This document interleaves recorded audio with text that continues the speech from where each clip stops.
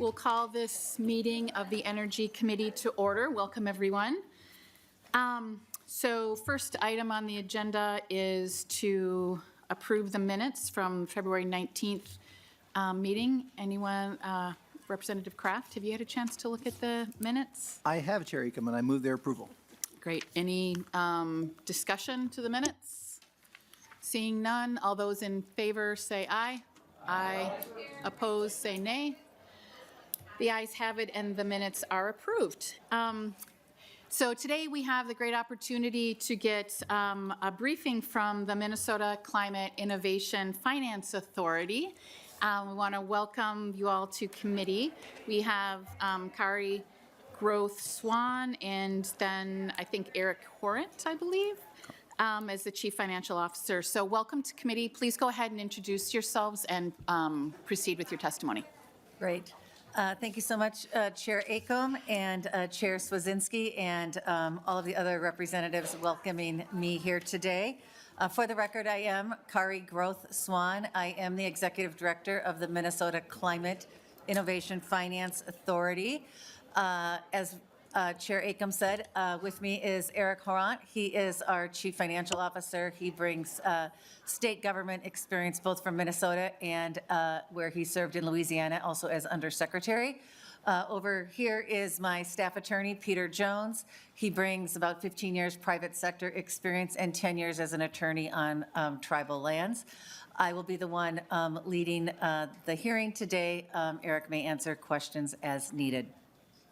A little bit about me before we get started. I have a very deep background in banking, finance, wealth management, and economic development. I am new to state government. It is my true honor to be leading as the first permanent executive director of MNCEFA. And it is a little daunting to stand up a new, truly financial institution that is also a state agency. What I'm going to do today is tell you a little bit about MNCEFA, explain what that acronym is, talk about our operations and our budget, talk about what we finance and how we monitor what we finance, and a little bit about our plans for 2026. So let's start with what does MNCEFA do? We are here and we were created to protect our climate and our way of life now and for future generations. Minnesota is transitioning to a clean energy future, and MNCEFA is really here to help with that acceleration. This is a future that is going to be more affordable and cleaner, more reliable and safer. Innovation. We have had public, private, and nonprofit organizations access our capital for loans. We have placed a priority on communities that have been historically underserved. And we know, for example, that rural areas face far more challenges with access to capital than the urban center. We also have placed a priority on leveraging federal tax credits. This includes the solar and wind ITC tax credits that will sunset in July of this year. And we have brought in more than our fair share of federal dollars to Minnesota in our short time of existence. Authority, finance authority. Unlike most state agencies, we provide loans and not grants. Our lending is having a direct impact, accelerating projects, and we are drawing in a lot of private capital investment. We have several statutory requirements. All of our loans must be $250,000 or greater, and all of the loans must demonstrate the benefits to the community. Does it save energy? Does it reduce costs? Other states have other green financing authorities, and I am proud to participate in both of the national coalitions. It has helped me learn all about the best practices across the country, and it has also helped scale us in ways that we could not have done had there not been an ecosystem. There are only 8 states without a green financing authority. We are also learning from other state agencies. We are what is known as a body politic, and so we are learning from Minnesota Housing and also the IRRB. Let me explain a little bit more about our statute and our operating structure. As you all know, thank you, we were created in 2023. My title is an executive director. I am not a commissioner. I am not a political appointee. I report to a board of directors of 13 members whom were appointed by the governor. About half of those represent other state agencies who serve with me on the climate committee for climate action, for the climate action framework. So housing, deed, commerce, labor. The other third represents financial experts, renewable energy experts, and people representing outstate Minnesota and environmental justice communities. All of our board meetings are open to the public and held in a hybrid situation. And all of our minutes, all of our projects that we have funded, all of that is publicly available on our website.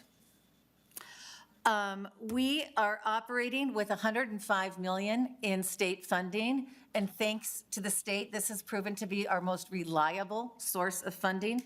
We received a one-time appropriation of $45 million, and then we also received a $60 million transfer from Commerce for the State Competitiveness Fund. We are set up as a revolving loan fund to be self-sustaining. We loan out money, we get it back, we loan it out again, and you will hear more about the types of projects we have loaned money out to. But we are catalytic. We are really putting money into the marketplace, earning a revenue and a rate of return on it, getting paid back, and loaning it out again. Sorry, go back. We have had several funding implications at the federal level, not probably surprising to anyone here who has followed the national trends.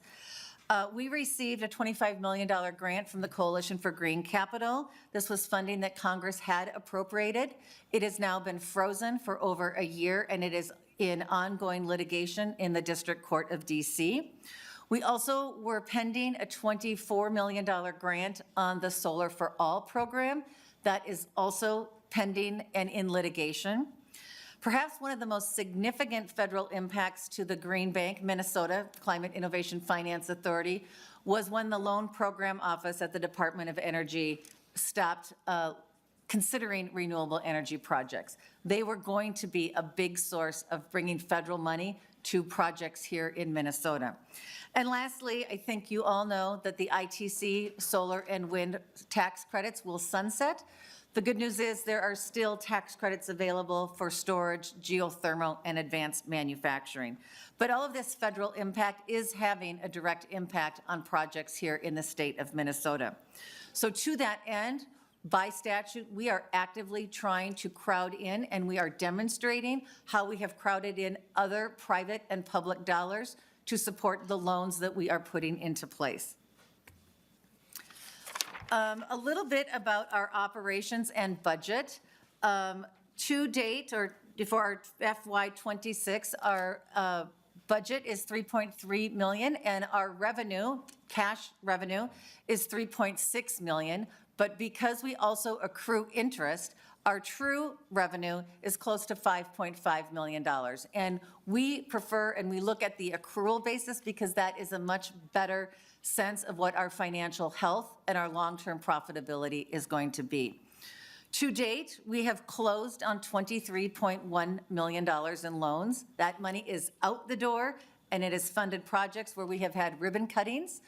We have also approved 14.3 additional million in loans. Those loans have been approved by the board of directors, and we are now in the process of negotiating the close of those loans. Once those loans are closed, the money will go out the door. We have about $100 million currently in our active pipeline, and we are issuing, or we have issued 2 weeks ago, a call for applications for another $50 million. It is our goal this year to deploy $50 million in new loans to projects statewide. As you can tell, we've already loaned out $43 million in our first 2 years of existence. That was with a very skeletal staff. Now that I have a robust staff, we're confident that we can get those projects completed and out the door. I just want to make a punctuating point that because we do loans, you know, we are constantly going to be able to be catalytic and, you know, getting the money back out the door once the loans are repaid. We have a very robust, systemic, and analytical process from the top of the pipeline to getting a loan closed and monitored. I like to think of us as a community bank with a mission. And I came from a banking background, and so a lot of the processes and procedures that we have set up have truly mimicked what happens in your local community bank. We first start with the staff. Anyone who wants to submit a project will engage with my investment team. They will conduct due diligence and determine what type of collateral and what type of terms and conditions are needed on the loan. It then goes to the credit committee. The credit committee is made up of a subset of the board of directors. At this meeting, we really dig into the financials, the audited financials, the backgrounds on the developers, the budget of the process, who else is in the capital stack, and background checks on the developers. If the credit committee, and that committee is a closed session because we are really talking about personal financial information and proprietary technology. If the credit committee feels that this loan should get funding, it is then voted and goes to a full board meeting, which I said earlier is held in public. The loans are then articulated in a simple way without some of the financial data, because we're in a public setting, and then it goes to a full roll call vote. And thus far, every loan that we have brought to the board has approved. But I do want to note that we have turned down loans both at the staff level and at the credit committee level, which is the process, right? We don't want to take somebody to a public meeting and then say no. After the board has approved it, it goes back to the staff. We negotiate the close of those loans. The money is then dispersed. So all of that process happens on what I call the front of the house, the investment team. After the money goes out the door, it goes to the finance team, who does all of the loan monitoring, all of the invoices of the payments, all of the ongoing risk analysis that's done on a quarterly and an annual basis. This is really the key to our success, is this rigorous, arduous process that we are doing. As I said, we have 23.1 million in closed loans. The loans are typically 2 to 7 years. The average loan amount is about $2 million. We've given away as little as $500,000 and as much as $5 million. And 90% of our projects have gone to communities that are historically underserved by the capital markets. Of this 23.1 million that we have loaned out, there has been another $107 million that we have crowded into these projects. We only provide a very small portion of the project costs. So our leverage currently is about 5 to 1 on the dollars that we're lending out. Of the 14.3 million that is approved and we are negotiating, that 14.3 is actually crowding in close to $171 million, and that is because some of those are advanced manufacturing sites and bigger projects, so the overall budget is a larger amount. So I think that we are a pretty good bang for the state buck and a pretty good bang for the taxpayers. Additionally, almost all of the projects have taken advantage of the investment tax credits, and that will pay them back somewhere between 30 to 40%, depending upon the project and where it is situated. I'm going to just tell you a little bit about some of the projects, because this is where I think the excitement comes and where you can really see the projects come to life. Qualified projects are what we call loans. And again, just to reiterate, we have funded both public and nonprofit and private projects. We have done this all across Minnesota. We have leveraged various financing tools, and we are agnostic in the technology that we underwrite. So we have done solar, we have done storage, we have done geothermal, we have done HVAC. We are agnostic to the technology. The first project that I'd like to tell you about is a 10-site solar portfolio. It was with one developer named Lake Street Solar. They put together 10 projects, 10 nonprofit, community, faith-based organizations. They were the one developer that was going to work on 10 sites. The panels they installed, you can see me here on top of the Celtic Junction Center. It's an art center in St. Paul with both the developer and the leaders of the Celtic Center. These solar panels on all of these community organizations are significantly reducing the energy costs that these buildings have, and that allows for more dollars to go into the community programs that they are running. And again, this was a very exciting project for us, and it was the first time I'd ever been up on the roof with solar panels in my job, so it was pretty fun. Next one. Another project that we are very excited about is the Sandstone School Workforce Housing. This is such a beautiful building. If you've ever been to Sandstone, it's known as The Rock. It's over 100 years old. It stood vacant for about 20 years. And there were bats and squirrels. It was vacant. And there was a developer from Duluth who had the insight to pair state historical tax credits with our investment ITC tax credits, and turned this building, this old schoolhouse, which was, drafty and cold, into 32 units of workforce housing. It's also going to house a museum for that area. This is really critical for the economic vitality of Sandstone. There are 2 large employers that live in that area, a large casino and a large hospital center that did not have affordable workforce housing. They had people commuting over an hour and a half each way to work in this area because there wasn't housing in Sandstone. So these units are very critical for the viability of the Sandstone community. Next slide.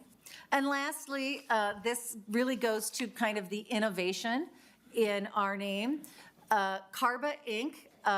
Is a reactor that was founded by a University of Minnesota graduate. It actually takes like old trees and branches and woody mass and converts it into stable biocarbon.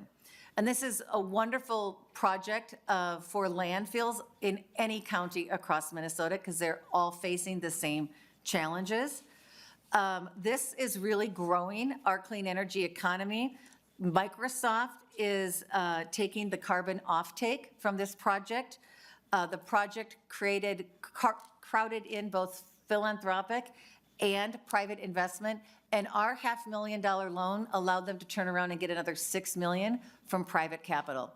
We funded 1 reactor on the site. They are going to build 2 more on the site. So it's just a really exciting project for us, and it shows how far $500,000 in a loan can go for new innovative technology. Lastly, we are preparing right now for 2026 and beyond. As I mentioned, we issued a $50 million call for applications. That is live. You can see it on our website. All of the criteria that are there around the lending standards, the type of projects we're looking for, what the deadlines are. We have a very significant outreach and engagement plan that covers the entire state to let people know that we are here and ready to deploy money. We are doing webinars, and we are targeting specific cities to get this word out. And certainly, all of you, I'm hoping, can go back to your constituencies and let them know that, MnCEFA is open for business and ready to finance some other great projects. And that kind of concludes my formal presentation, and I will take questions. Well, I thank you very much for that. It's certainly exciting to see this come from the bill that was drafted and passed several years ago to all of this tangible outcome. So thank you for sharing that. We do have a few people who are interested in some questions. First up is Representative Carroll. Thank you, Chair. I appreciate it, and thank you for your presentation. A couple questions about your loan terms. It sounds like they're between 2 and 7-year terms. Is that right? Thank you, Ms. Chair. Brossoit. Thank you, Representative. that is our sweet spot. We, every loan is a little bespoke. We take it for what it's worth on an individual project. We can go out as long as 10 or 15 years, but because we want to recycle our capital, we prefer to stay in that 2 to 7 year spot. The average duration of the loans, I think, is about 4.5 years right now. The other thing is we provide risk-adjusted capital. So we are looking at the 5-year, the treasury curve from, 1-year treasury out to a 30-year treasury. So if it's a 5-year project, we're going to start with where that 5-year treasury is, and then we're going to notch it up or notch it down, depending upon the risk characteristics. Obviously, a shorter loan probably has a lower interest rate, and a longer loan has a higher interest rate, but that notching factor takes into consideration both the risk of the project, and it also gives credit if they are hitting some of our statutory requirements. So we can do longer loans, but we are choosing to stay a little bit shorter because we want to recycle the capital. We also, in our lending manual, have a concentration limit that once we go beyond 10 years, we only want a small percentage of our portfolio to be there because it's really not the best use of our catalytic funding. Representative Yep. Carroll? I'm glad to hear you using risk adjustment. So what's been your experience with your loan, their loans? Is Growth Swan? Well, we have 9 loans that have been approved all the way, money dispersed. We have 5 that have also been approved, and we are still closing on those loans. We have a very rigorous monitoring program once the money is out the door, where the finance team does quarterly reviews, annual reviews. We're constantly looking at those financial risk measurements. We haven't been in existence long enough to have a full loan get completely 100% recycled, but we are issuing invoices and collecting revenue on the loans. Any final thought? So it sounds like no defaults yet. No defaults. We have a watch list. Eric and his team have both a qualitative and a quantitative scorecard, both that we use when we're starting with the due diligence and then what we use on the ongoing monitoring process. The quantitative really looks at those debt service issues, the cash flow, the analytics. The qualitative is looking at the people, the developers, and the statutory requirements, and we are doing that on a regular basis. If in the quarterly or annual review process, a loan is scored at a 3, which means it would be on our watch list, we would increase due diligence, but we don't have any loans currently on our watch list. Thank you, Chair. Thank you. Representative Kraft? Thank you, Madam Chair, and Ms. Grosswan. So I love the fact that we've turned this into jobs, right? I mean, I think you saw about 1,000 jobs or something.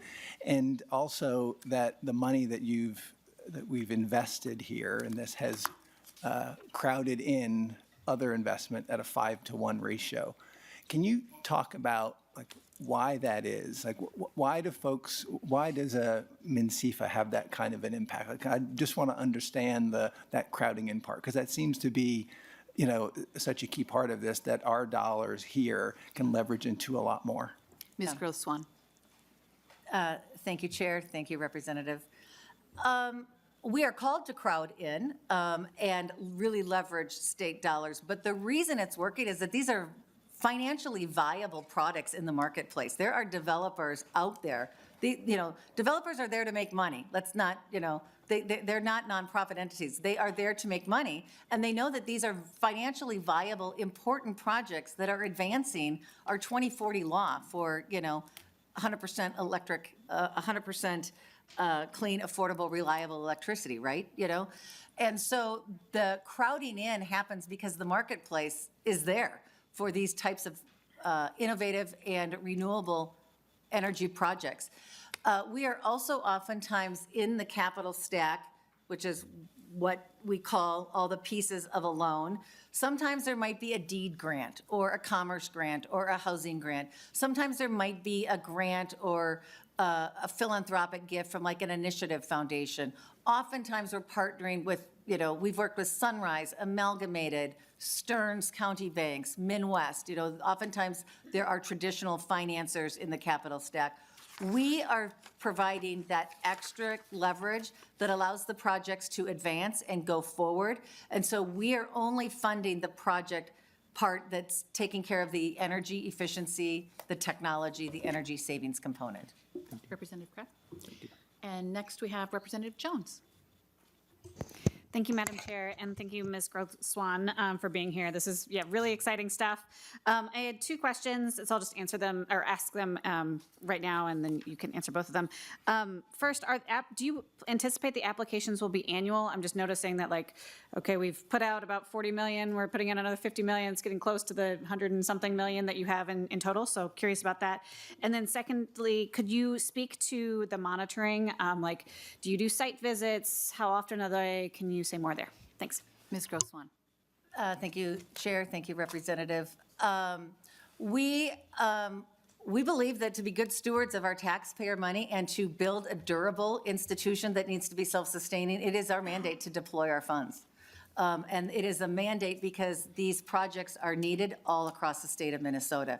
We are crowding in other capital. We are working hard to do that. We will be bringing forward a few housekeeping statutory tweaks that just clarifies our authority this year to make sure that we are bringing as much money to these projects as we can. And we are also confident that as we continue with our outreach and our engagement plan, more and more community banks and more private funders are going to realize that we're a really good partner. We bring down the cost of capital. So we are concessionary, meaning we're below the market. So the bank might be here, we would be 1 or 2 or 3% depending upon the project below them. And then obviously philanthropy or an initiative foundation or a grant is, blending it. So the blended stack allows these, also is a reason that these projects can go forward. Eric, do you want to take the question around monitoring? Yes. Sorry. Good afternoon. Good morning. No, afternoon. So as Carrie mentioned, the key elements of the monitoring, we have quarterly meetings with the project where we try to figure out where they are, compared to their plan, the financials, repayment, things like that. Based on that, we reassess the risk. So far, it's been going well. And then we have an in-depth annual reviews of their financials and construction plan and all of that. And that leads, again, to we recalculate some ratios and things like that. We are working right now with a very well-renowned firm to have very, very strict processes on these quarterly reviews and annual reviews so that we can do systematic analysis. The other thing, as Carrie mentioned, when a loan is in the watch list, we have a process where then we do an in-depth analysis, we do stress analysis to see how the repayment will happen in different scenarios. So we really focus on that to make sure that we're protecting, public fundings, because ultimately we are responsible for public funds. And then there's a compliance aspect to that. We have to make sure the projects are in compliance with prevailing wages and other regulation. So we make sure that the project provide evidence that they are following this regulation. So we really have these two aspects of it. And to answer your question, we do site visits. And are you all done, Representative Jones? Representative Anderson. Thank you, Madam Chair. Question for Ms. Swan. Looking at the slide number on page 10 about the Sandstone Workforce Housing Project, the 3.6 million loan, and on the bottom it says the loan repayment is primarily federal and state historical tax credits. Now, I assume as a state agency you can't utilize tax credits. How do they become actual cash that pays back the loan? Ms. Gross-Swan.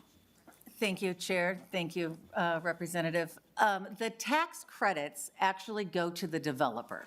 They're the ones that are getting the tax credits back, and they are using those tax credit payments to pay back the loans to us. That is how that financial stream works. And then obviously, there's that's how we get paid back on our investment tax credits. The other people in the capital stack are getting paid back by the rents that are coming from, the housing. Representative Anderson, any follow-up? No. And Representative Swazinski. Thank you, Madam Chair. Just a question on kind of just the timing. So are you making loans to entities that can't get loans from any other, do they have to prove that they can't receive financing through any other area in order to receive or qualify for a loan through your agency? Ms. Gross-Swan. Thank you, Chair. Thank you, Representative.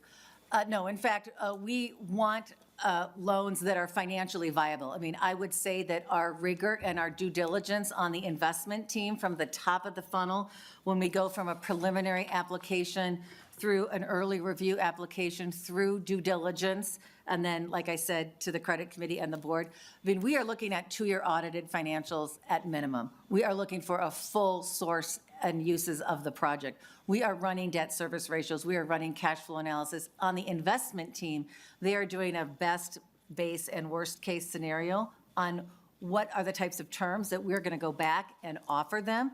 So no, we want projects that are bankable. What we are doing is providing that gap financing where maybe they just can't find enough.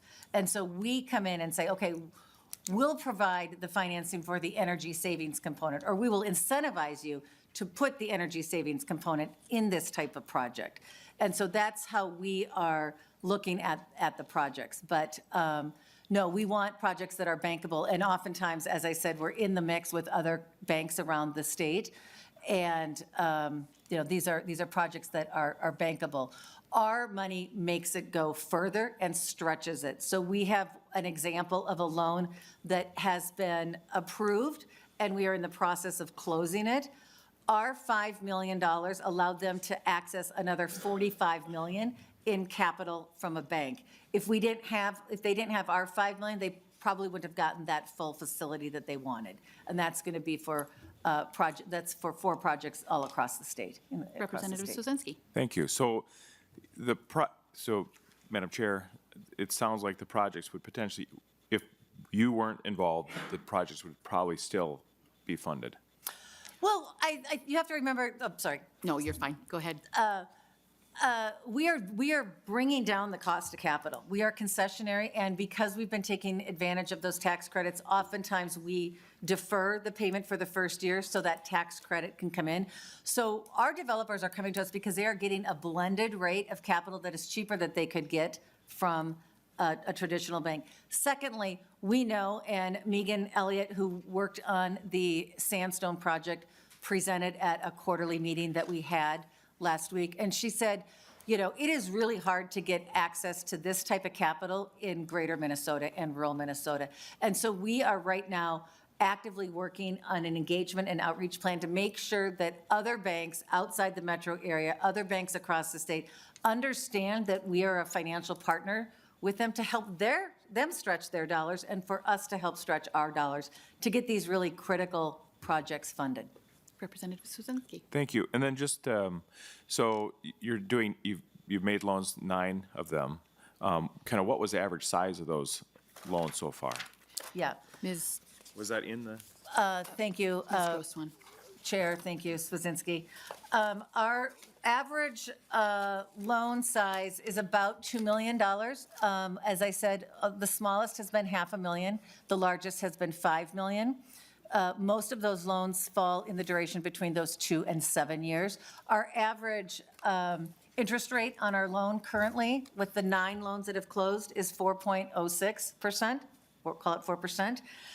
The interesting thing that Eric prepared for me, which I love to see and I want to share with you, is of the $23 million that we've loaned out, we're going to earn in revenue, when these pay back, over $3.2 million. That's a 14% ROI on our money that we're earning back. So we're not only getting it paid back, but we're loaning it out at a cheap rate, but we're also getting a good ROI on those taxpayer funds. Well, impressive. Good. Any other questions from members? Looks like you've done a great job of presenting the great work from MNCEFA. So thank you for doing that. I'm glad you were able to come in and share that with us today. I think the projects that you shared, you can certainly see visions of others similar. The sandstone workforce housing, I think, is a great example. And so thank you for all you're doing and for taking the time to come in and share that with us today. And we look forward to the continued annual reports, and you'll have to come back and keep us updated. I will. Thank you so much for the opportunity, Chair and representatives. Thank you. Have a great day. And now we're going to hear a couple of bills today. Representative Kraft is going to make his way to the table. And first on the agenda is House File 2986. And we will let Representative Kraft get himself settled.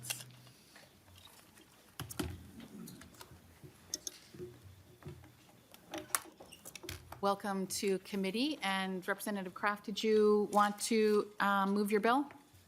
Yes, thank you, Madam Chair. I would move House File 2986 be laid over for possible inclusion. Great. And Representative Kraft, I believe you have the DE6. I do. I'd move the get the- DE6 Great. to put the bill in the shape that I would like it considered. Wonderful. All those in favor of the DE6, say aye. Aye. Opposed, say nay.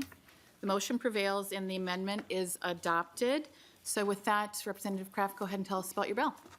Thank you, Madam Chair and members. So I'm excited to be here to present a couple bills today that all tie into the really important focus of affordability. The first one is on a grid efficiency perspective, and the next one will be about how to bring some solar energy affordability to individual customers.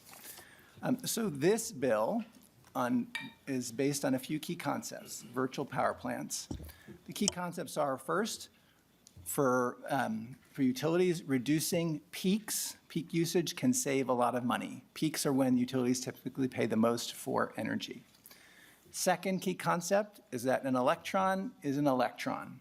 What I mean by that is that when a utility needs power, it makes no difference whether they generate that power from a power plant or by getting it from customers, maybe from batteries, or by having customers reduce or shift their usage to another time. Third point is there's more and more devices used by people and businesses that can supply the grid energy, so think solar panels, batteries, and EVs, or are flexible in when they use energy. Think heat pumps, heat pump water heaters, smart thermostats, some appliances, and EVs and batteries again. And these class of devices I'm going to call distributed energy resources. So again, reducing utility peaks saves money, electron is an electron, and there's a lot of devices out there that can provide distributed energy resources. So the idea of this bill of virtual power plants is for an entity, which we'll call an aggregator, to connect to many of these distributed energy resources and through software make them taken together behave like a peaker power plant. So like, what does that mean? So utility may say, look, I need 1 megawatt of power for an hour later today.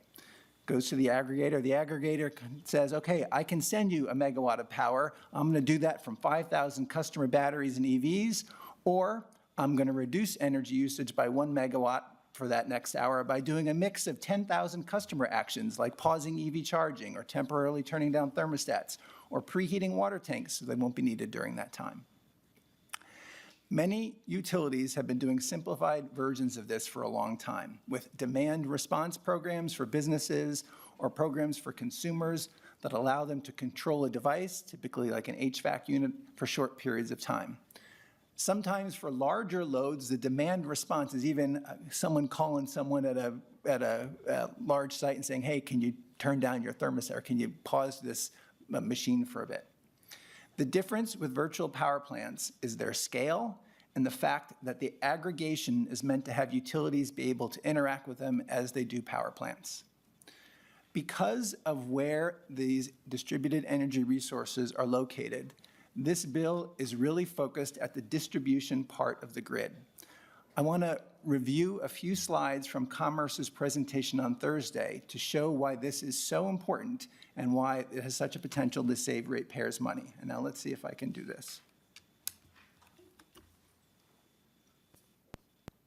Yes. All right, don't I get applause? All right. Tech guy. All right. So this is one of the slides that Commissioner Wyckoff presented. It shows that if you look at the various trends, that generation is still quite a significant expense, but look at what's happening with distribution. Distribution costs are growing substantially. Oop, sorry. And this is more detail. This is from 29 to 24, the change in the annual U.S. Electric IOU public utility expenditures. So you see the change, generation is going down, transmission costs are going up, but the largest part going up is distribution. And here's one of the, I pointed this out on Thursday, but this shows the correlation between more load growth, and the potential to lower retail prices. And the reason that this is that if you think about it, if you have a set of wires, right, a set of facility, and you can put more load on it without building other stuff, then it drives rates down. Virtual power plants are about using the grid we have more efficiently. So that's what this has so much potential. And this last slide was talking about how we can meet the need. We have a growing need on the grid for more power. And how do we meet that grid? Well, renewables and storage are fast to deploy. Other options out there take quite a bit of time. But if you look on the right here, what's the fastest way we can do things that can address the load and lower costs? Energy efficiency, you see demand response, and virtual power plants. Okay? So that's why I think what we're talking about here is so important.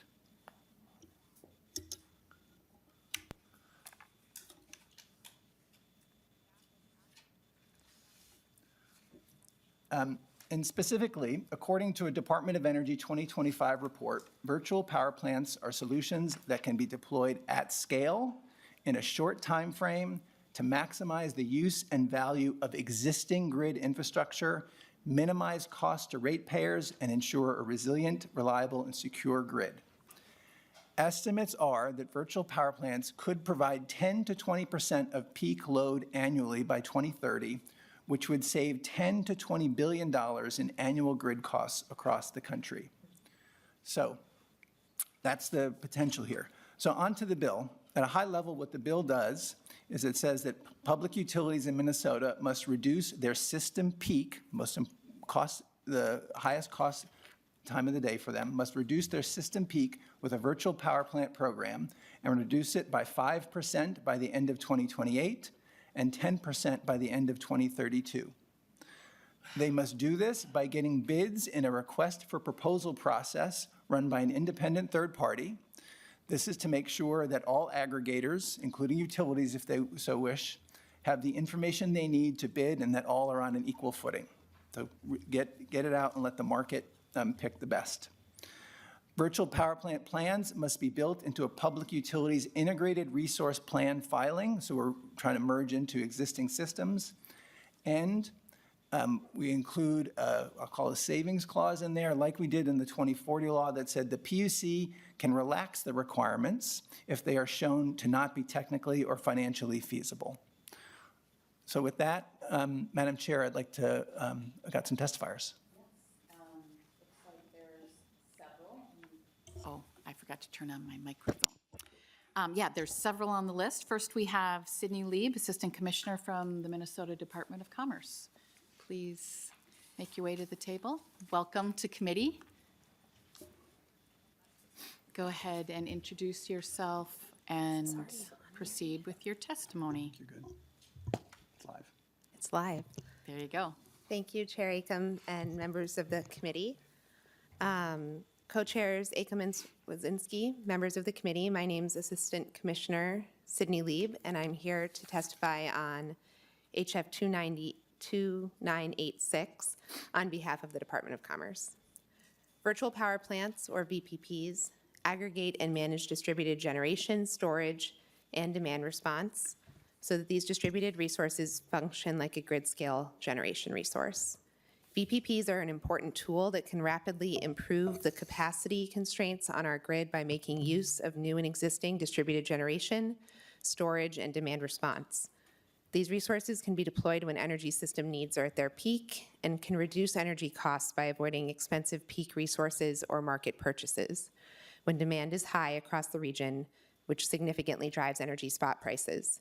The value of resources that can mitigate energy demand at system peak has become even more important since MISO, which is the interregional market that most of the state participates in, recently implemented market reforms to align market price signals with demand.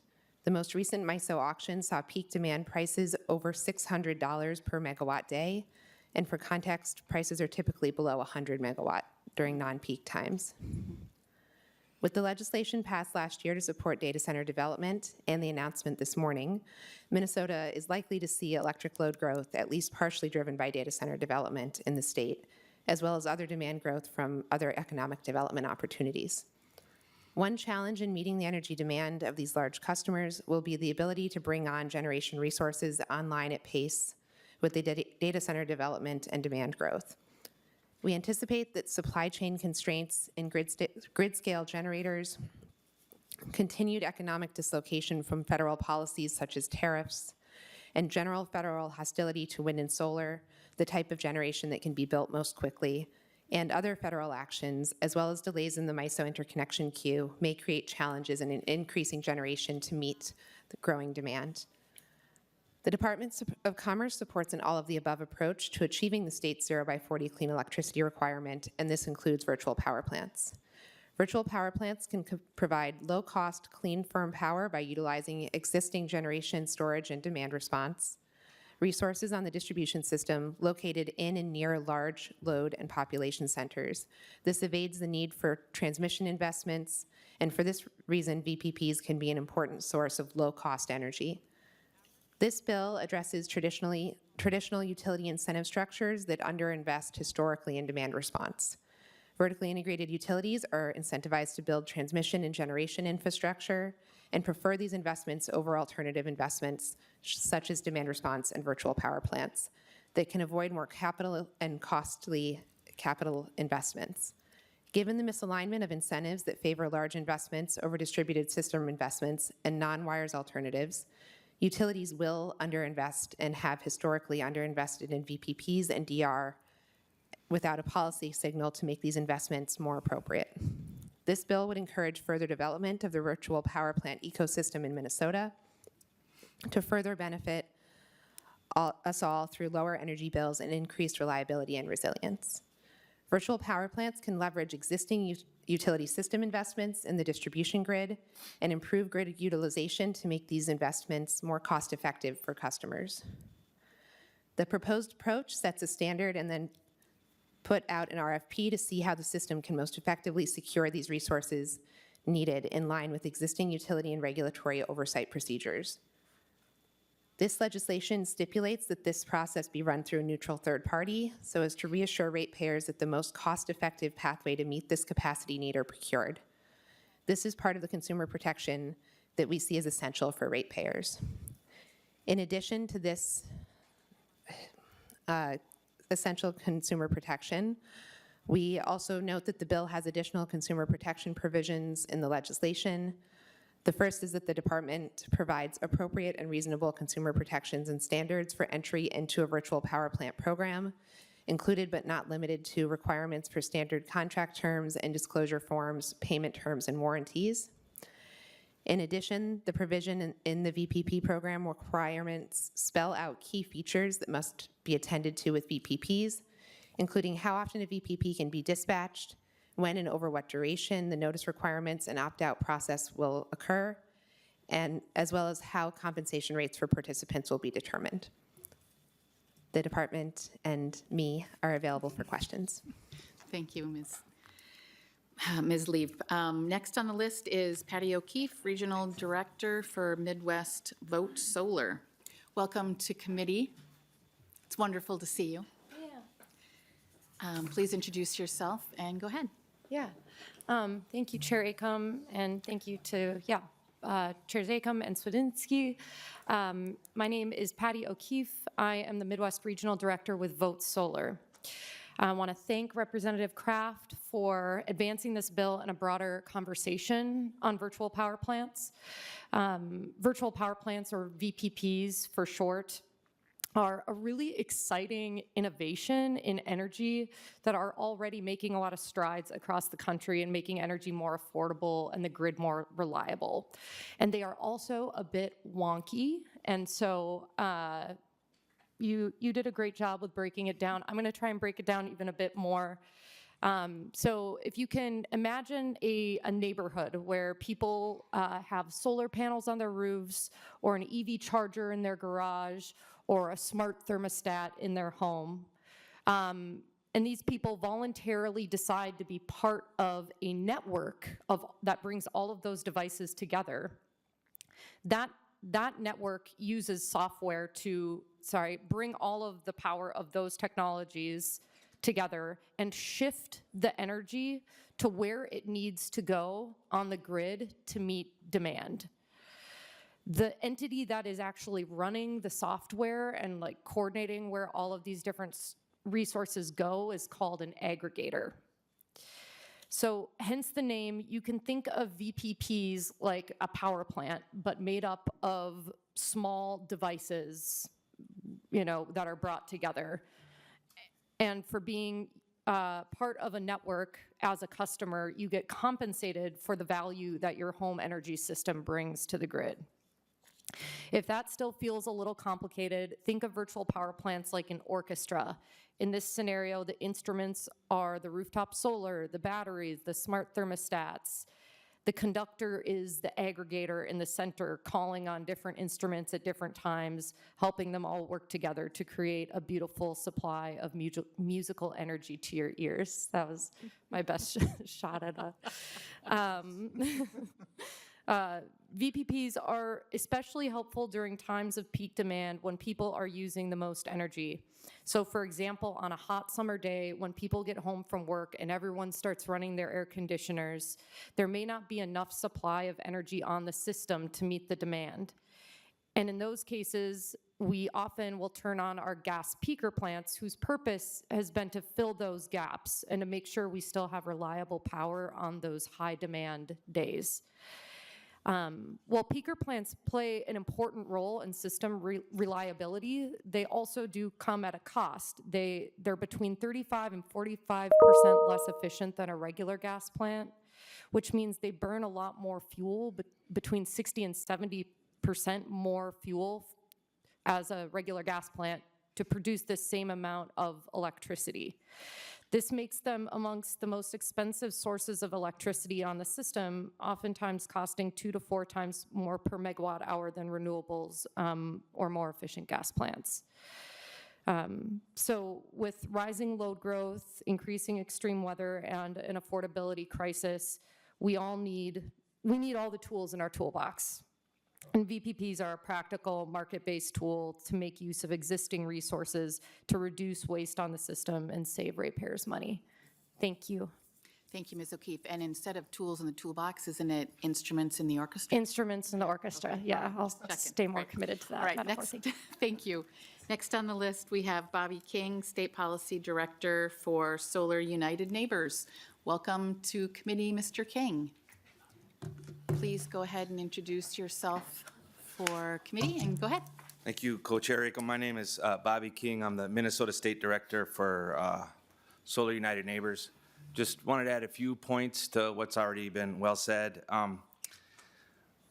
We've found that with solar and battery policy, solar and batteries policy has not really kept up with what technology makes possible, what the industry can deliver, and what consumers want.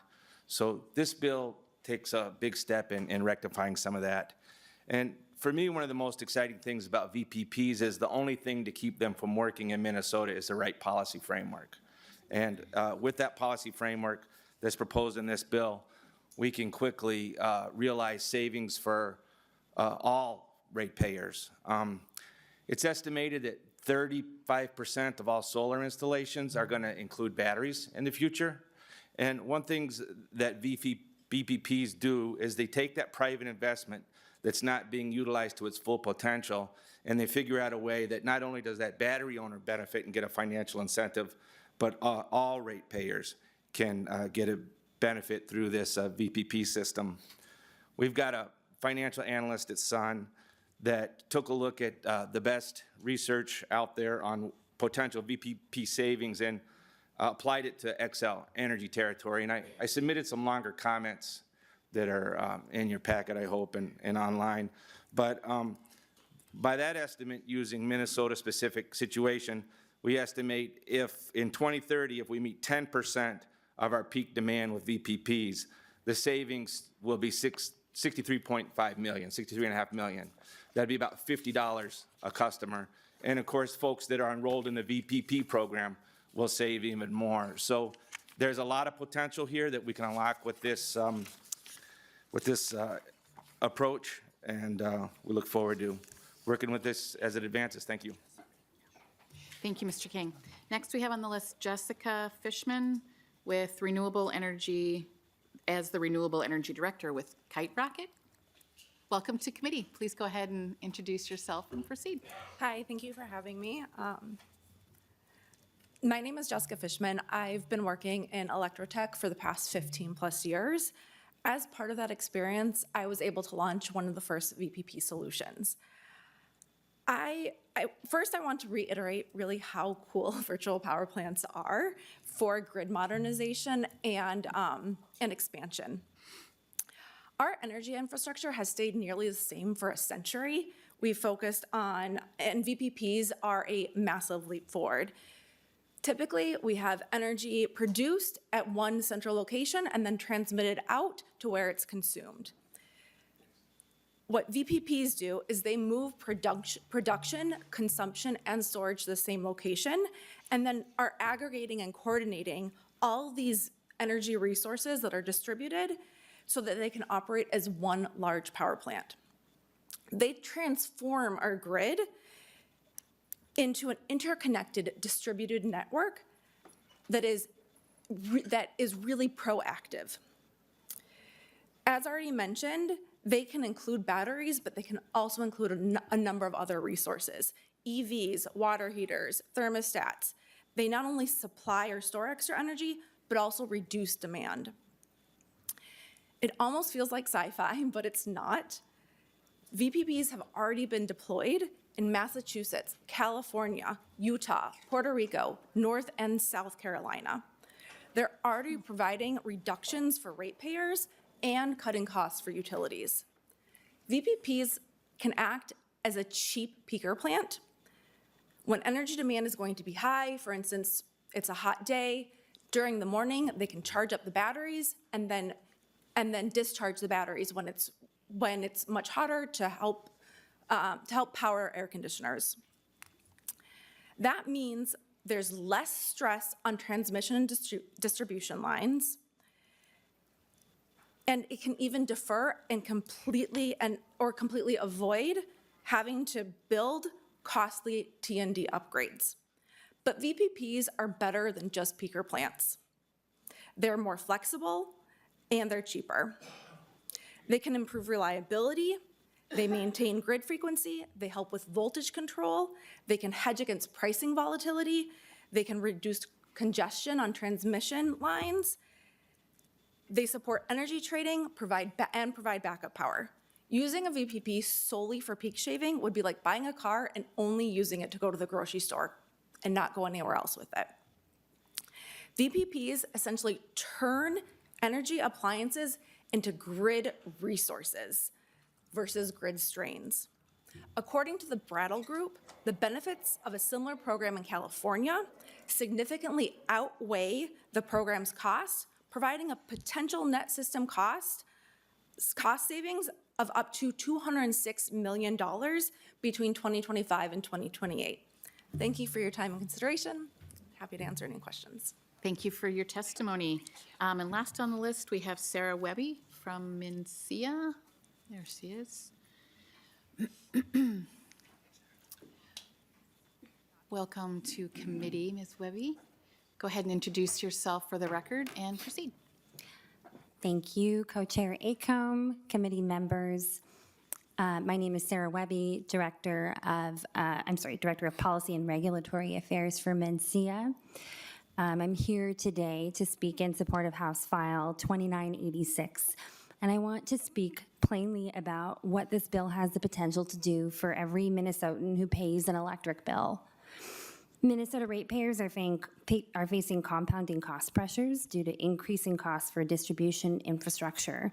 And we've already seen record rate increases across the state. As the Deputy Commissioner of Energy Resources shared in this committee last week, with federal clean energy funding now at risk, independent analysts project that Minnesota energy bills could increase by 10% by as soon as 2029. And that is the trajectory that we're on without intervention. Virtual power plants are a cost intervention. By coordinating customer-sited solar, batteries, EVs, smart thermostats, and water heaters to reduce demand during peak hours, VPPs cut expensive wholesale market purchases and defer infrastructure investments that drive rate increases. They also reduce reliance on costly peakers precisely at the moment when prices are highest. We know that this works because other states have done it. Where VPP programs have been implemented, the results are consistent. Benefit to cost ratios well above 1-to-1, which means that ratepayers receive more in system benefits than the program costs to operate.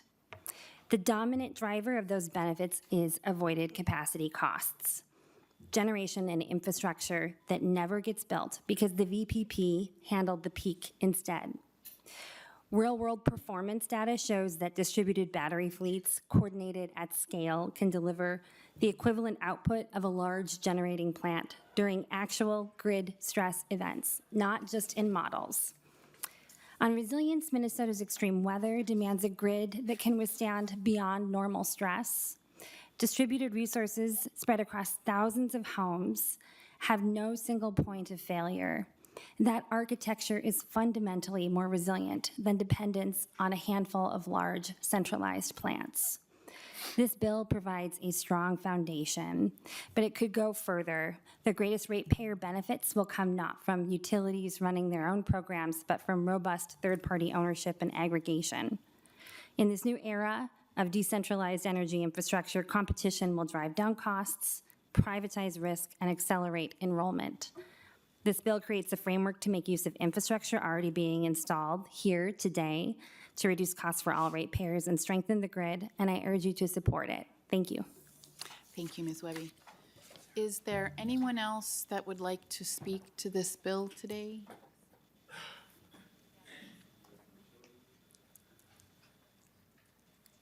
Doesn't look like it, so we'll maybe turn to questions from committee members. I actually have one that I don't know if Representative Kraft, you can respond to, or one of the testifiers, but I think it was Ms. Fishman who said that VPPs can be like a cheaper peaker plant.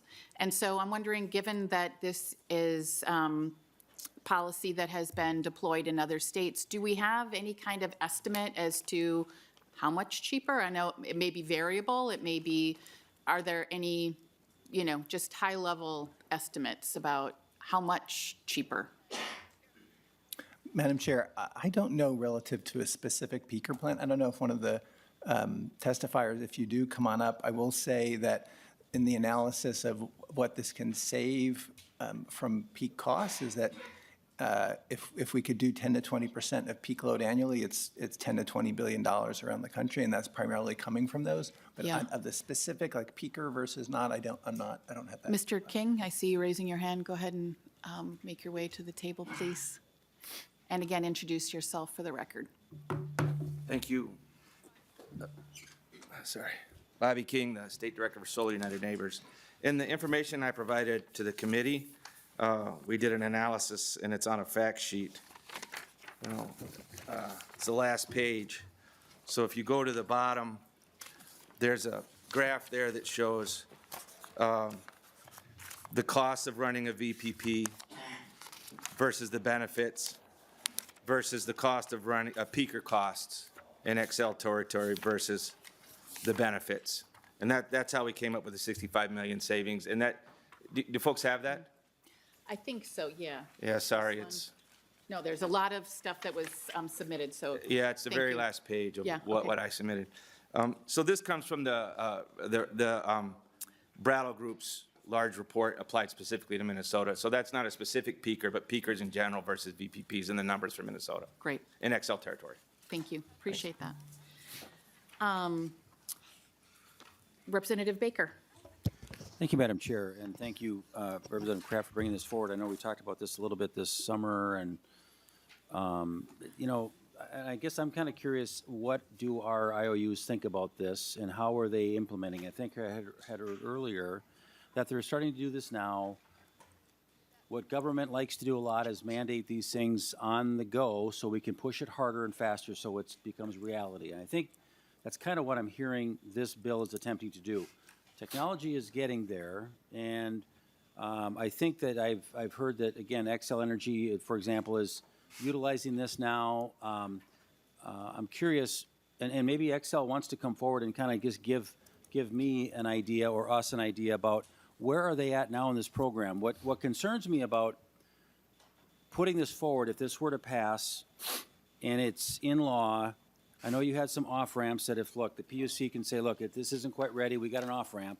But between now and then, before they say if there is an off-ramp, if that's what it comes to be, they have spent gobs and gobs of money to get it to that point to say, this isn't going to work like you think it will right now today. So my question only is this, is that if I wouldn't mind asking XL, Madam Chair, if that's all right, to ask that question. I know I'm putting them on the spot. If they want to say, no, Baker, I'm not doing it, I get it, that's fine. But I think this is important conversation to understand. We're driving our biggest providers of energy to a system that has really good technology. I'm not opposed to the technology. I'm not opposed to what this is going to do.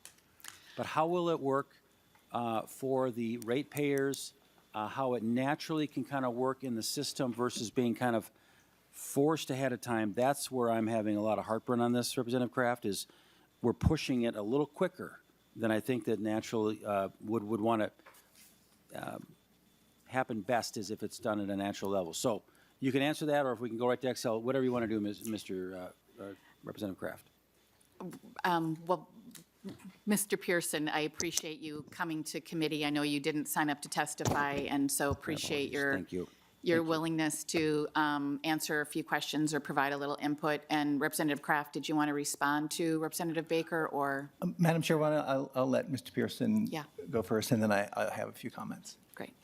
Well, thank you, Madam Chair, and just for the record, Jim Pearson with Xcel Energy. You know, I've enjoyed listening to the conversation today, and I think I would make a couple of points. First being, we've been talking with Representative Kraft about the bill for a long time, several months. I mean, that's the one thing we do enjoy about this committee is being able to sort of interact on the details.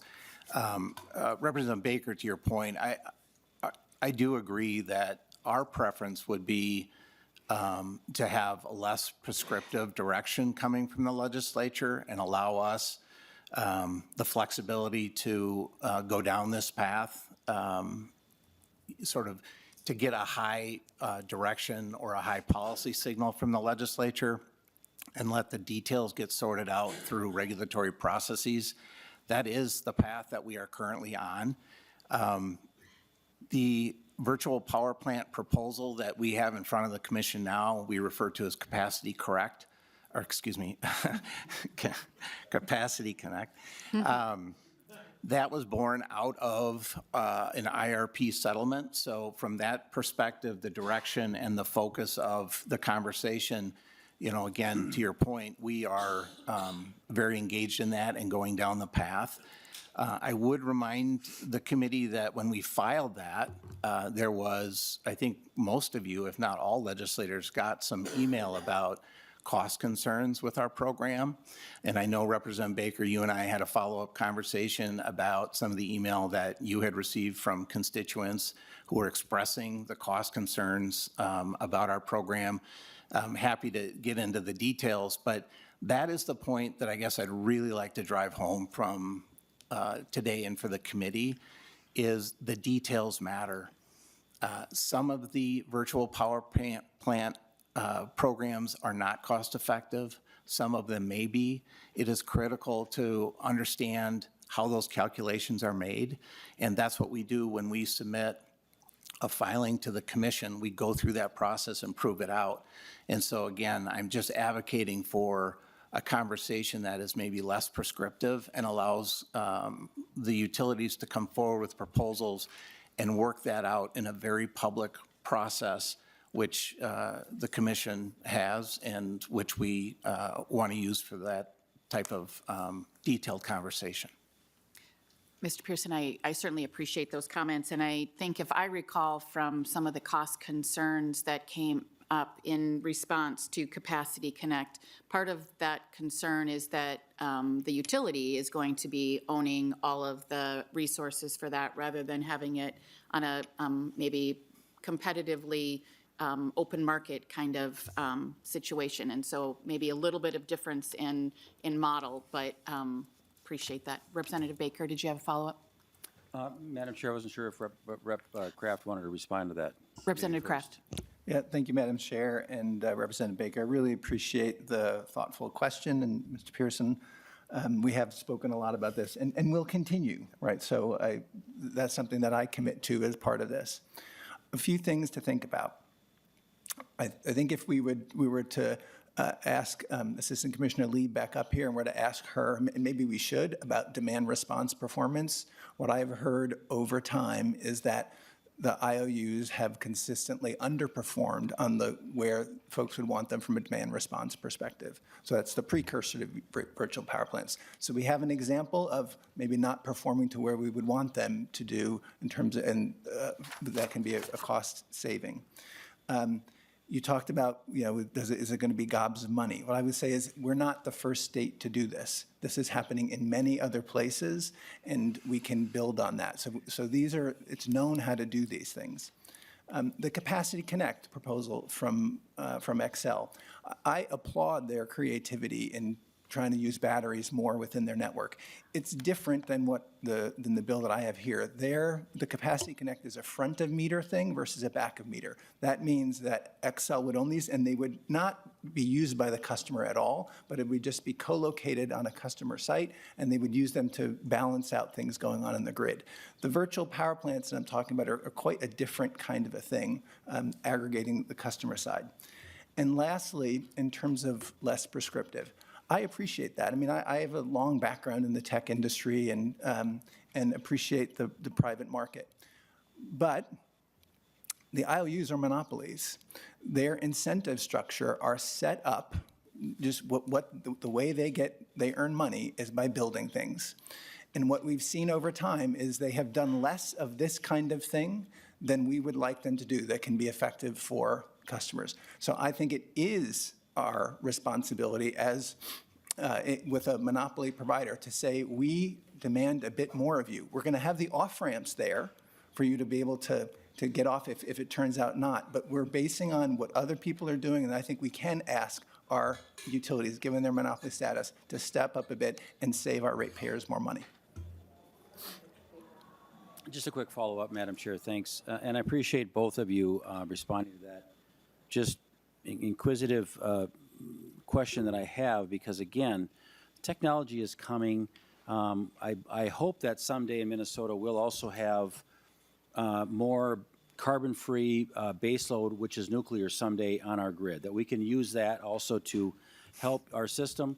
But I think what your program is trying to do is to try to not build more things so that we can utilize what's there.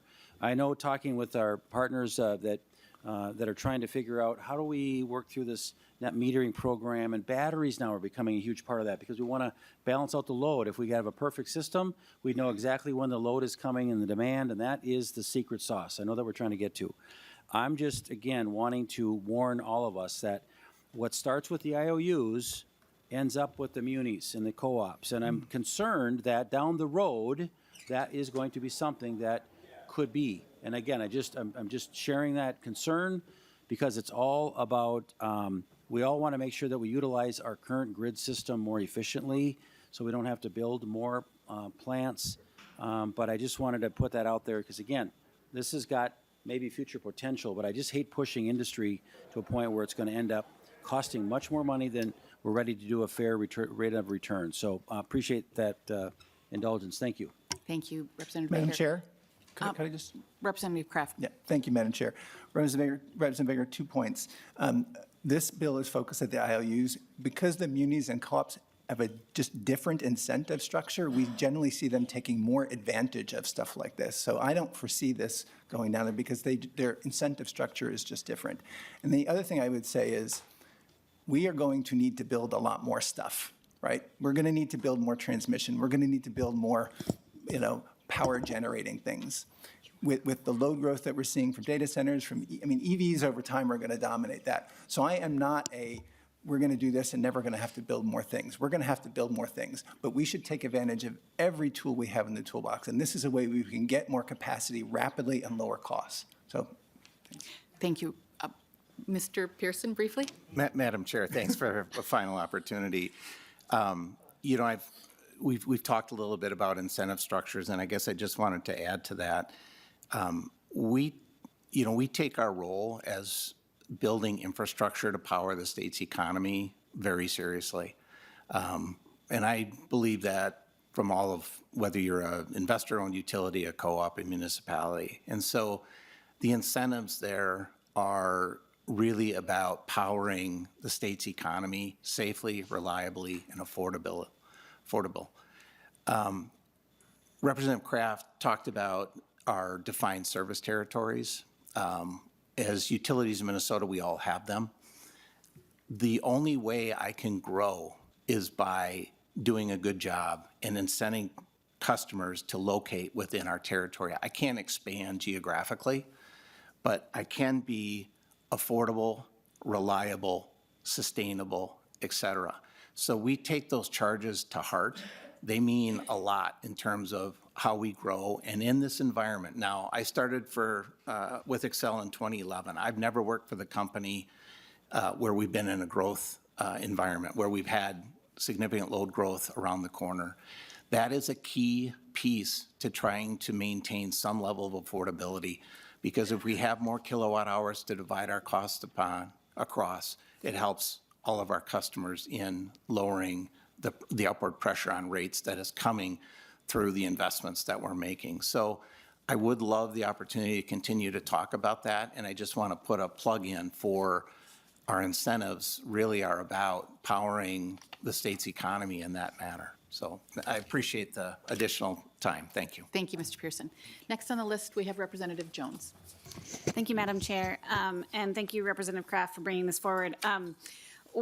As we were talking about, technology and should we be pushing our monopolies to be adopting certain technologies, it made me actually remember, back in 1994, we were talking about nuclear and Prairie Island and storing casks of nuclear waste and all of that. And as a part of that negotiation, we had the renewable development account that was developed. We talked, and then there was the decisions around nuclear. But another key piece to that was that there was a requirement for 100 megawatts of wind to be built in Minnesota. So we required that of Excel. I don't know how they felt about it at the time, but as a result of that, they built it, and then they realized it was cost effective. And so I think it behooves us to learn from that example that, especially when we have a regulatory compact, and these are regulated monopolies, we have a duty to continue to push the envelope and innovate so that we can keep costs down. Now, wind power is 25% of our load in Minnesota. And so we've seen fantastic success.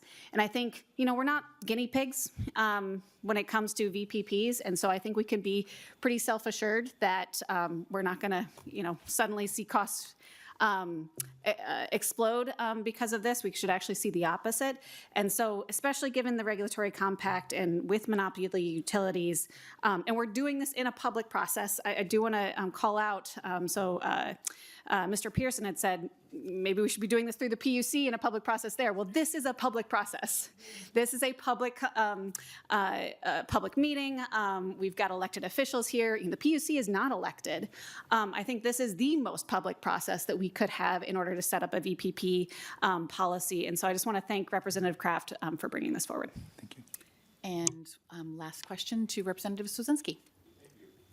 Thank you, Madam Chair. And just kind of more of a couple of comments. I appreciate this conversation. It's my understanding that Governor Newsom vetoed a VPP bill in 2025 in California with concerns on it. And here we go again, right? So we already have a bill that calls for carbon-free power by 2040. It's a mandate. And we're saying, go out and figure it out, utilities, but we're going to tell you exactly how to get there as a legislative body.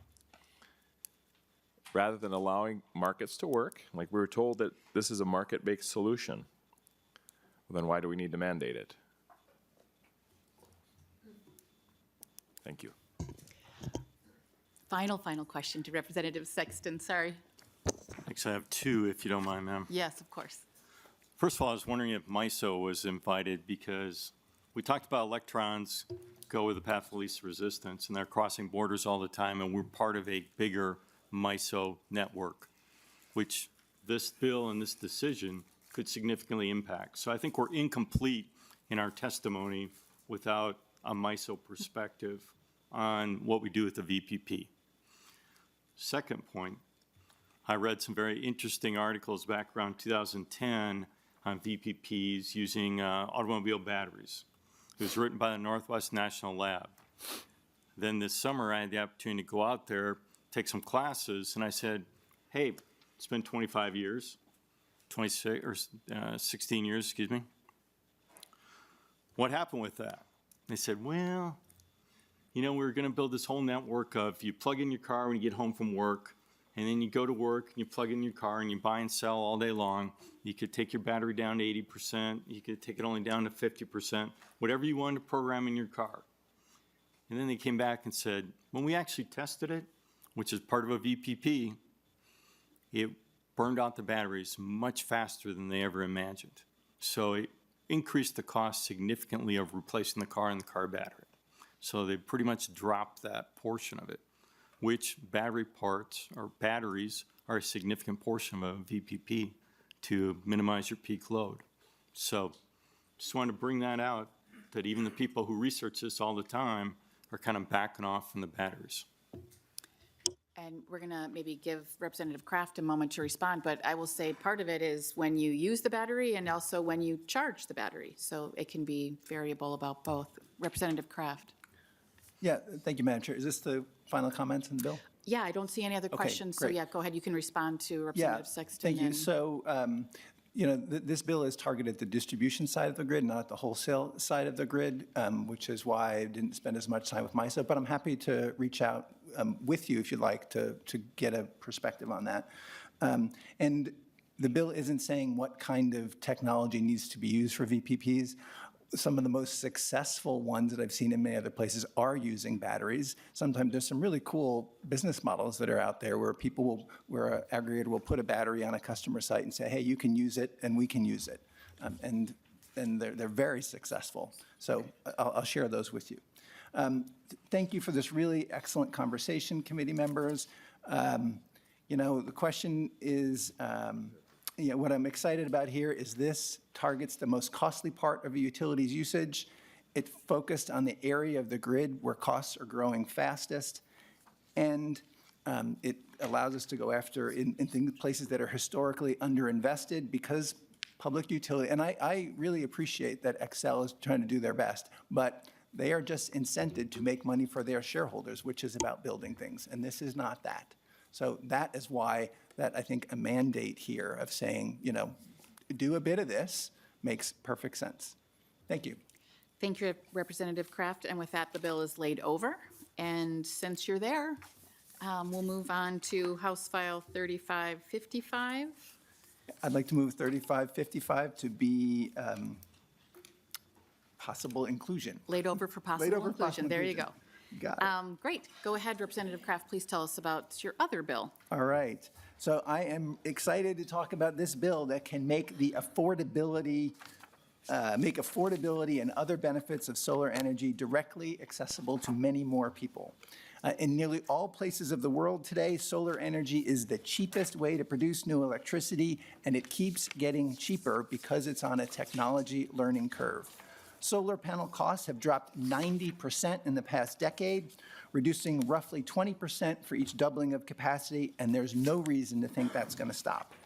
Solar was 66% of all new electricity generating capacity added to the U.S. grid in 2024. Over 5% of Minnesota's electricity is now from solar, coming up from less than 1% barely a decade ago. But over 70% of Americans today can't access solar individually, maybe because they rent where they live, or maybe their rooftops don't work, maybe they're shaded, have too much shade, or wouldn't support solar panels, or they can't get good financing. What this bill does, plug-in solar, is really opens up who can participate in the affordability revolution of solar. With plug-in solar, it can connect directly to a home outlet, whether that be in a backyard, on a deck, or on a balcony. So solar energy can flow into your home's electric circuit and reduce the electricity you get from the grid. It typically saves 5 to 25% of a home's usage, depending on the size of the system and the size of the home, talking about savings of $35 to $55 per month.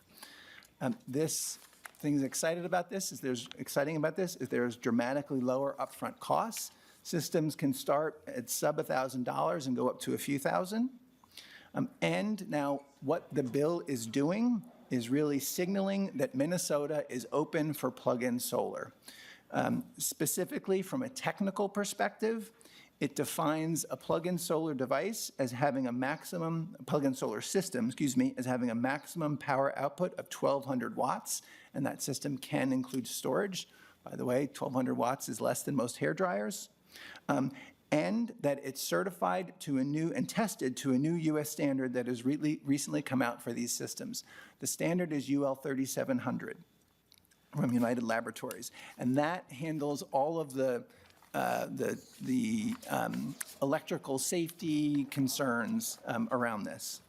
From a process perspective, what the bill does is it exempts plug-in solar devices from needing a utility interconnection agreement, and also exempts it from being able to participate in net metering. So you offset your energy usage. If you use more, you don't get extra credit for that. It just offsets your energy usage.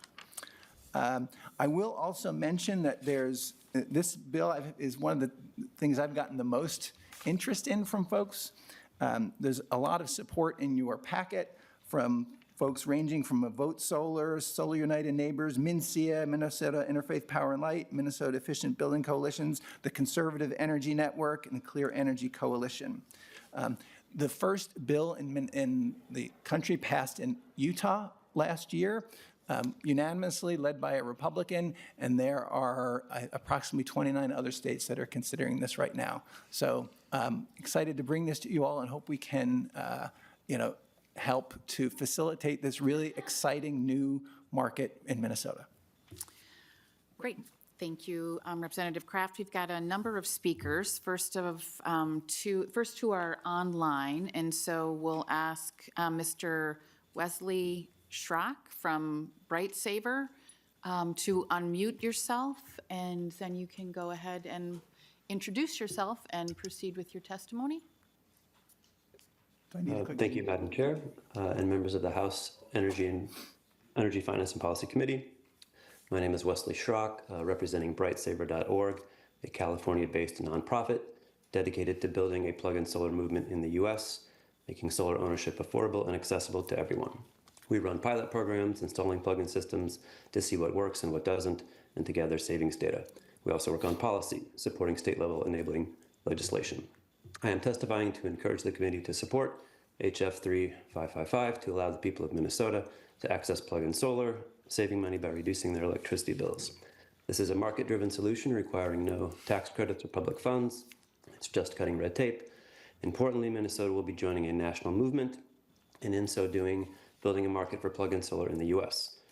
As Representative Kraft mentioned, last year Utah was the first state to pass legislation enacting HB 340, a bipartisan budget-neutral regulatory reform exempting plug-in solar from interconnection, and immediately 2 companies began selling plug-in solar systems in Utah.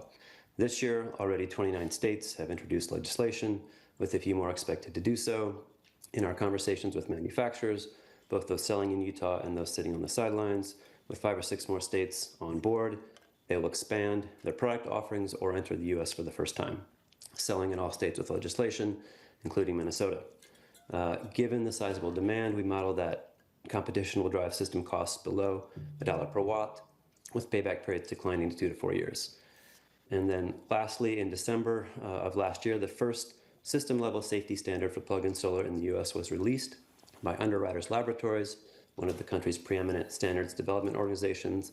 That standard, UL 3700, is a set of rigorous requirements and tests to ensure that plug-in systems will not shock users, overload circuits, or create fire hazards, backfeed during a power outage, which protects line workers and anyone working on a multi-unit building, and they will be mounted safely and in a safe location, i.e. not blocking egress. And then in January, UL announced a testing and certification program for plug-in solar, and we know that companies are already working on getting products listed to UL 3700. Thank you for your time. Thank you, Mr. Schrock. Next, we have John Goki with Star Power Electric. Again, please go ahead and unmute yourself and proceed. Hi there. Yeah, my name is John Gakey. I own and operate Star Power Electric, small electrical business in Duluth, specializing in solar, batteries, and backup power. Yeah, I support this bill, HF 3555, not only because it will grant Minnesotans greater freedom over their energy, but because it's safe. I work with this stuff in theory and practice on a daily basis. And the 1200 watt limit in combination with the UL listing gives me 100% certainty that this is a safe bill. Like Kraft said, hair dryers can draw 1800 watts, and that goes through the similar UL listing process. 1800 watts is about 15 amps. That would overload a 15 amp circuit. 15 amp circuit is the smallest circuit in a house typically.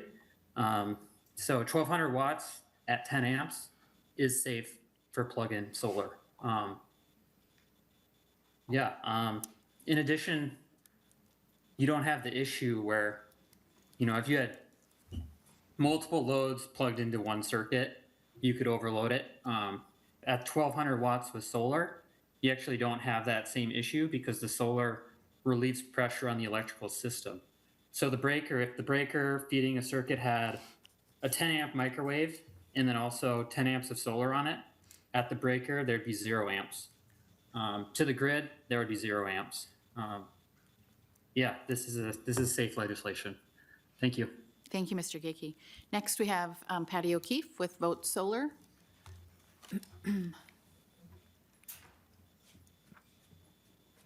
Welcome back. Go ahead and reintroduce yourself. Hi again. Thank you to members of the committee for listening to me speak twice. I'm Patty O'Keefe with Vote Solar. Thank you, Representative Kraft, for House File 3555 on plug-in solar. I've been an advocate around energy issues for, probably 15 years, and I have never experienced so much genuine kind of organic excitement around a solution that I have with plug-in solar. People are reaching out to our organization who've never been affiliated with us, and they're like, so we want to learn more about this. When we're talking with people about this out at events, people's eyes light up and they're like, oh yeah, that's exciting, I want that.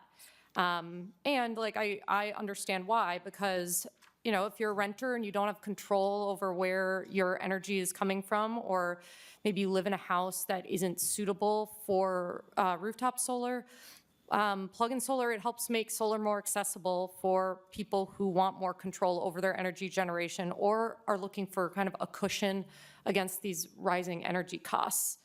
And yeah, it's simple. The bill authorizes systems that are pretty small. The upper cap for wattage is about the same wattage of your household blender. And there's no energy produced from the panels that is going back onto the grid. They're just offsetting the use in your own home. So yeah, there's so much excitement from the public on this technology. Plug-in solar bills across the country have been able to, pass with bipartisan support, even Republican leadership.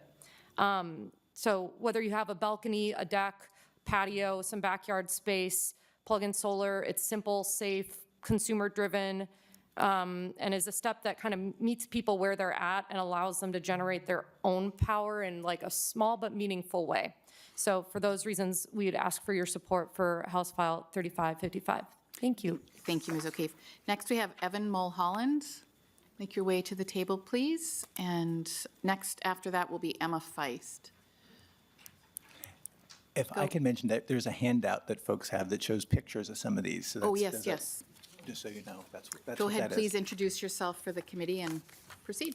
Sure. Thank you, Madam Chair and members of the committee. My name is Evan Mulholland, and I'm a renter in Minneapolis, and I'm here to ask for your support for this bill. I'm really excited. As soon as this becomes legal, I plan to buy one. And I love solar energy. When I used to own a house, I had solar panels on top, and now I rent.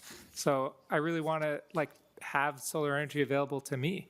And I learned a lot from the other testifiers and from talking to Patty and Vote Solar. So that's the end of my testimony. I hope that you can support this bill. Thank you very much. Thank you. I appreciate your brevity. Next, we have Emma Feist.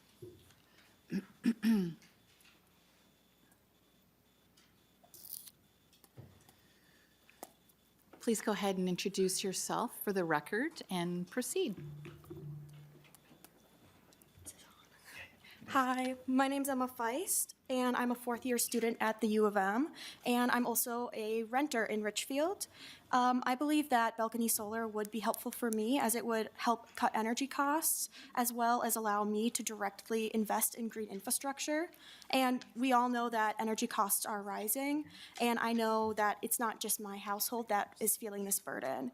So as someone who is a student without a lot of disposable income, this is one way that I can personally offset my carbon footprint, and that's without having to spend more money. As we know that a lot of sustainable and green products tend to actually cost more for the average consumer. I think the implementation of balcony solar panels will be a large incentive for the general public to utilize green energy.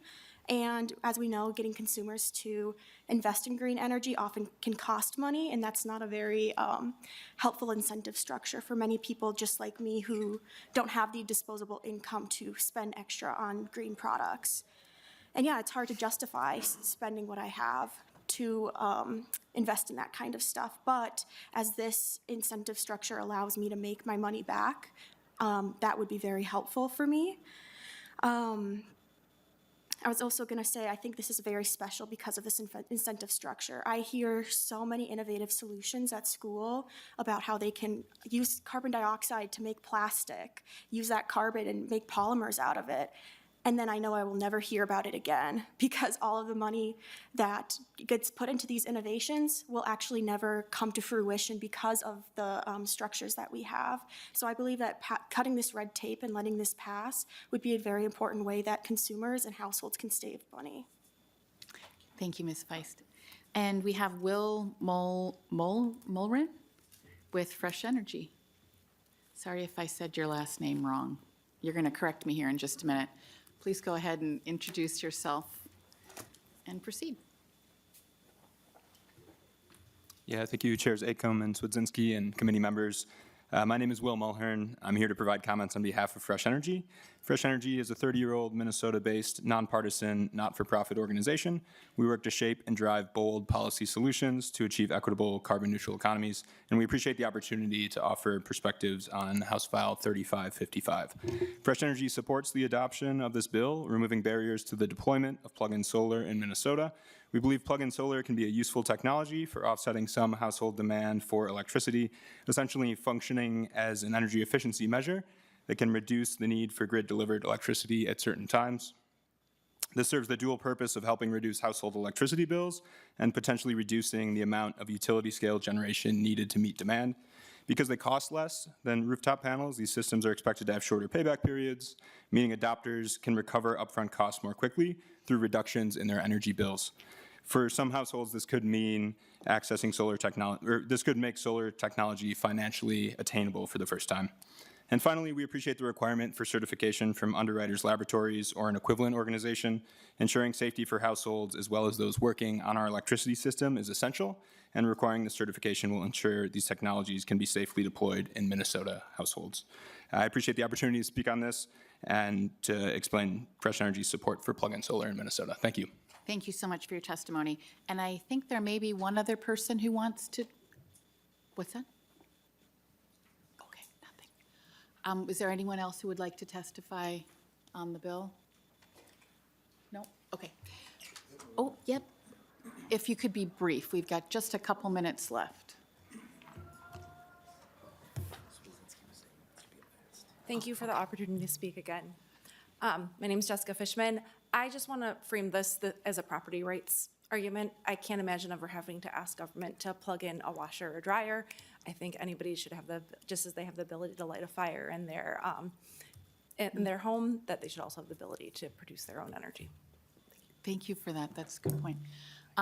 Then, any questions? Representative Igo. Thank you, Madam Chair, and thank you, Representative Kraft, for the bill. I guess I'm just going to kind of like speak some comments I have. I won't say I'm necessarily opposed or for the bill per se at this time. The first thing, and because I have to say it when we talk about the lowering cost of solar, I did some research for the bill, right? I mean, 80% of these plug-in solar modules come from China, which means they're participating in, extraction methods for these minerals and production that's harming the environment. So I think that's like another thing we need to talk about as we talk about the scope that Minnesota is going to play in getting to a carbon neutral future. And we've had that conversation. So I just wanted to say it for this bill. But one of the concerns I have when I read the language is kind of thinking about the what if scenarios. And maybe that's what I want you to kind of talk about a little bit. I understand that it'll, for 1,200 watt units, but what's prohibitive of, let's say I'm a renter and I buy 5 of these things and I plug them all in on the balcony, and now I've got 6,000 watts feeding into the breaker, that would cause an issue. I think there's also an issue too of, would there be anything that you'd have to work, like if you are a renter, do you have to work with your landlord or let them know that you're doing it? Because maybe it's wired differently. By not having licensed electricians involved, I just worry that we could be creating larger problems. And again, I say that not to be like opposed against the bill, because I see the point. It's, people having the individual freedoms and rights to generate power if they want to.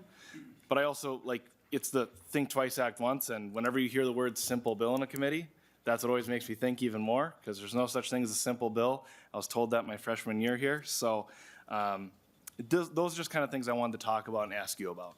Representative Kraft. Thank you, Madam Chair. First of all, I did not say it was a simple bill. There are no simple bills. I did not. Okay, agree with you on that. Look, 80% of solar use, 80% come from China.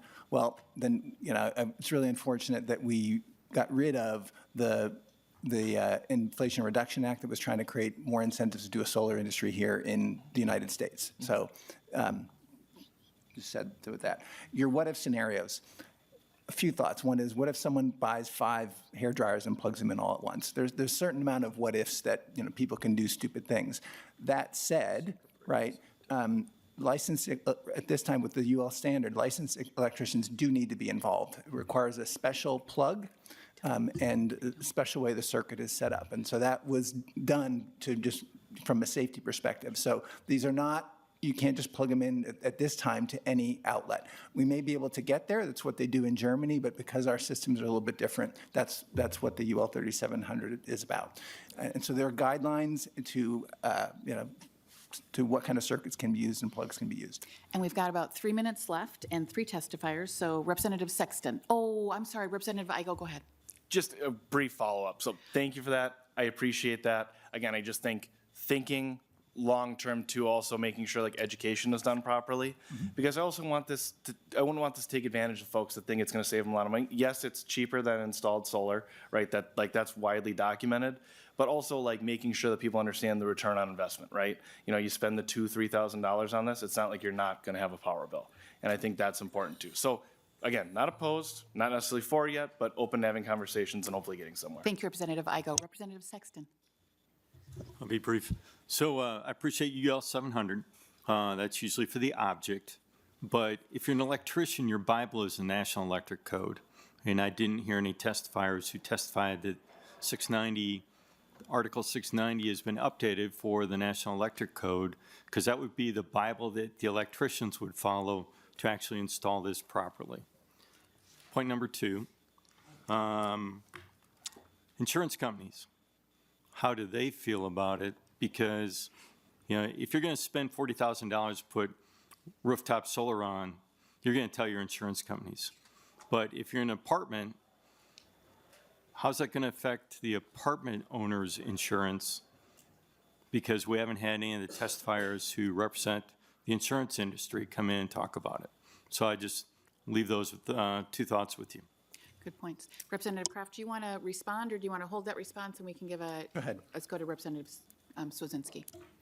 Just thank you, Madam Chair. Just a quick comment. One, I think you could just go online and actually purchase these. Currently, they're not illegal technically. But just one concern I do have as these things move forward, you know, I'm not sure if safety mechanisms are, but whenever it's in a communal space, when it's an apartment complex, I think of if you're pushing juice back into the system, like from a firefighting standpoint and how that process, I'd like to learn more about that. So that's it. Well, the bill is being laid over, so there will be opportunities to continue to work on it. And with that, do you want to say a final word?